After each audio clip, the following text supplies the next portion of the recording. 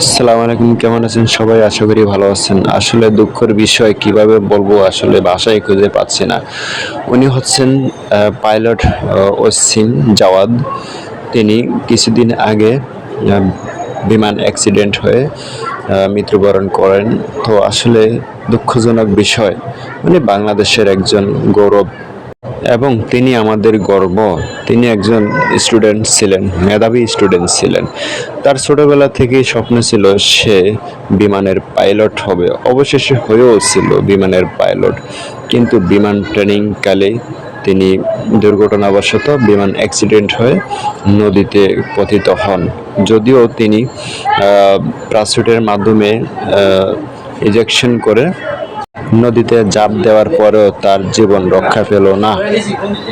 আসলে আপনাদেরকে কিভাবে যে বলবো সেটাও আমি ভেবে উঠতে পারতেছি না। এই অকাল মৃত্যু কিভাবে, আল্লাহ তুমি তাকে জান্নাত বাসী করো। তার একটা ছেলে এবং 6 বছরের একটা মেয়ে রেখে এতিম করে দুনিয়া থেকে বিদায় নিয়ে চলে গেছেন। তার বাবা মা কখনো ভাবতেও পারেন না সে তার বাবা মাকে রেখে দুনিয়া থেকে বিদায় নিতে হবে। খুবই দুঃখজনক বিষয়। তার মা অনেকটাই পাগলের মতো হয়ে গেছে তাকে হারিয়ে। বাবা মায়ের একমাত্র সন্তান তিনি।